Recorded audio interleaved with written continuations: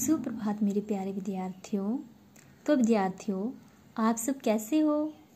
मैं आशा करती हूँ कि आप सभी ठीक ठाक होंगे। तो विद्यार्थियों, आज हम अविरल हिंदी पाठमाला में से पाठ 4 मन भावन सावन की दोहराई करने जा रहे हैं। तो बच्चों, इस कविता में कवि सुमित्रा नंदन पंत ने सावन के महीने में वर्षा के दौरान प्राकृतिक में उभरने वाली सुंदरता का बड़ी खूबसूरती से वर्णन किया है।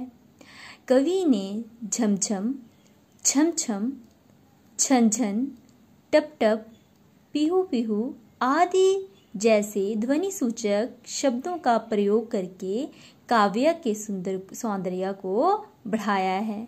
तो बच्चों, आज हम मन भावन सावन के प्रश्न उत्तर की दोहराई करने जा रहे हैं।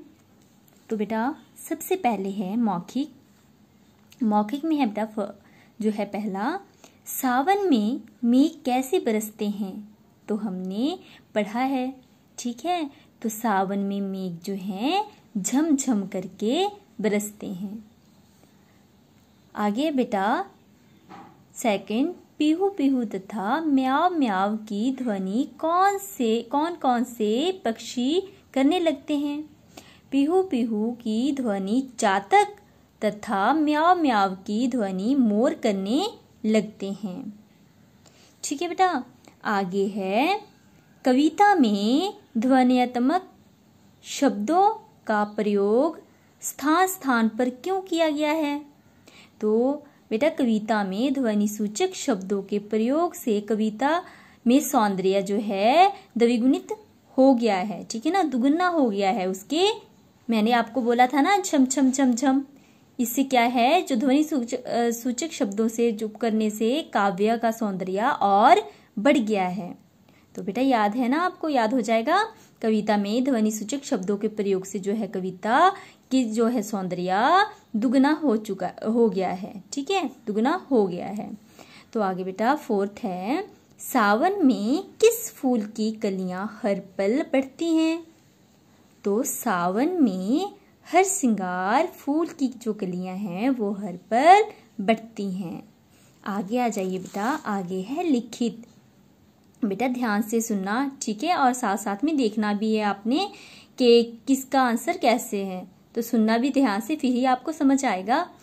तो आगे बेटा, पक्षियों के समूह क्या गाने लगते हैं। वर्षा ऋतु में आपको पता ही है, पक्षियों के समूह मंगल गाना गाने लगते हैं। मैंने आपको पढ़ाया है ना। तो पक्षियों के समूह जो हैं क्या करने लग जाते हैं, मंगल गाना गाने लगते हैं। किस पेड़ की डाली झूम झूम कर सिर हिला रही है। तो किस पेड़ की डाली, नीम की डाली है जो झूम झूम कर सिर हिला रही है। कविता में कवि सबको किस प्रकार के झूले में झूलने का संदेश दे रहा है। कविता में कवि जो है सबको इंद्रधनुषी झूले में झूलने का संदेश दे रहा है। ठीक है बेटा। आगे है, ताड़ के वृक्षों की हथेलियां कैसी हैं। ताड़ के वृक्षों की जो है हथेलियां लंबी और चौड़ी हैं। ठीक है बेटा, समझ आ गया आपको। आगे है बेटा दीर्घ प्रश्न उत्तर। ठीक है, प्रश्न पहला क्या है, वर्षा होने पर वृक्ष क्यों झूमने लगते हैं। वर्षा होने पर वृक्ष बहुत खुश हो जाते हैं और मस्त होकर झूमने लगते हैं। ठीक है, वर्षा आने पर तो हर किसी को खुशी होती है, ठीक है, ऐसे ही प्राकृतिक तो बहुत ज्यादा खुश होते हैं। आगे बेटा, वर्षा होने पर पक्षी क्या करने लगते हैं। वर्षा होने पर पक्षी खुश होकर मंगल गीत गाने लगते हैं।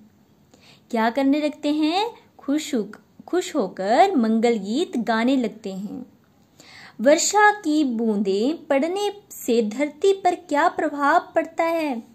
वर्षा की बूंदें धरती पर पड़ने से जो धरती का कण कण तृप्त हो जाता है। ठीक है, धरती का कण कण जो है वो तृप्त हो जाता है। आगे है बेटा, कवि सावन को बार बार क्यों बुलाना चाहते हैं?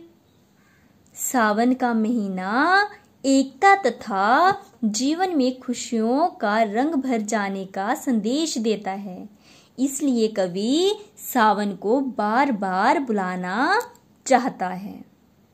समझ आ गया? कवि सावन को बार बार क्यों बुलाना चाहते हैं?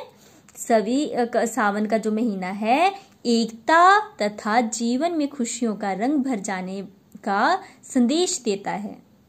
ठीक है, इसलिए जो है कवि बार बार सावन को बुलाना चाहता है।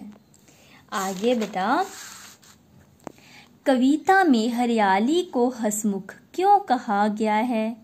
सावन के महीने में सूखे पेड़ पौधे हरे हो जाते हैं और फूल जो हैं खिलने लगते हैं, इसलिए कवि ने हरियाली को हंसमुख कहा है।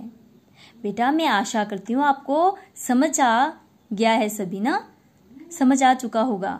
तो बेटा आपने ध्यानपूर्वक इसे एक बार सुनना है, फिर आपने खुद भी पढ़ना है। तो आप जैसे साथ में बोलोगे तभी आपको समझ आएगा ना। तो बेटा अच्छे से हम इसकी दोहराई करके फिर आगे बढ़ेंगे। ओके बेटा, धन्यवाद। मैं आशा करती हूँ कि आपको पसंद आया होगा।